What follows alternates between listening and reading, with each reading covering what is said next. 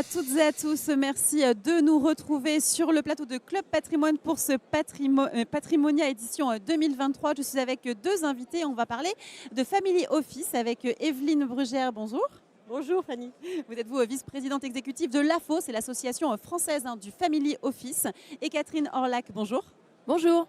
Vous êtes vice-présidente de l'OREP, organisme de formation professionnelle en gestion du patrimoine. Et je l'ai dit en introduction, on va parler de ce métier de Family Office, de la professionnalisation de ce métier. Avec vous, Evelyne, je vais commencer par expliquer quelles sont les spécificités du Family Office. Oui, tout à fait. Il est important de rappeler aujourd'hui que le métier de Family Office est vraiment un métier à part dans les métiers du patrimoine. Donc, la principale caractéristique, c'est un métier de long terme, c'est-à-dire que nous accompagnons les familles sur des horizons de très long terme avec des patrimoines qui sont capables de passer plusieurs générations.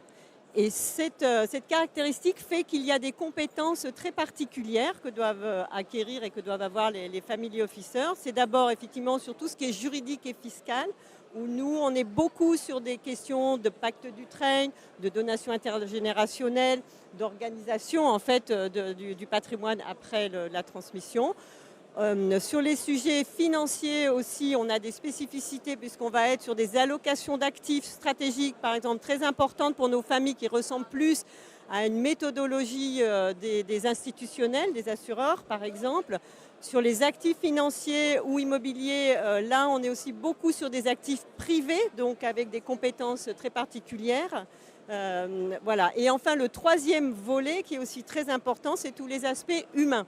Et les aspects humains dans les familles, ça va recouvrer la gouvernance, puisque là, on se préoccupe de qui va être aux manettes de la famille, comment on organise effectivement la gouvernance des affaires familiales ou du patrimoine.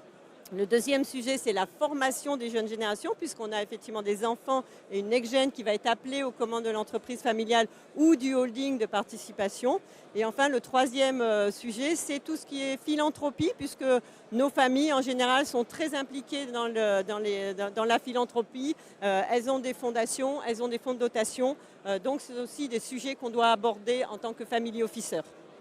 Alors pourquoi est-ce qu'aujourd'hui on a besoin de former des family officers?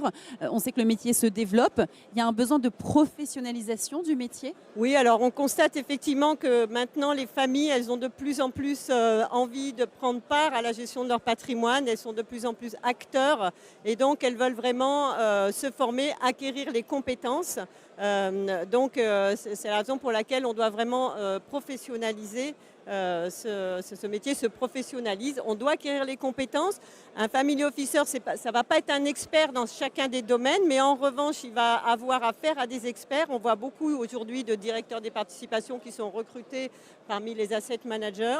Donc on va avoir beaucoup d'experts qui vont graviter autour de la famille. Il faut des professionnels qui savent fédérer en fait ces experts et qui savent aussi apporter la cohésion par rapport au projet familial. Très bien, merci pour ces précisions Evelyne. Alors vous Catherine, au sein de l'OREP, vous avez mis en place des formations, une formation spécifique pour les family officers.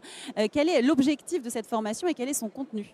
Alors cette formation qu'on a co-construite avec l'AFO, elle a déjà un parti pris, mais je crois qu'Evelyne, tu viens de l'expliquer, c'est de dire qu'en fait le family officer est un chef d'orchestre, plus qu'un spécialiste de chaque matière, et donc il doit avoir une vision très transversale du patrimoine de la famille et du groupe familial.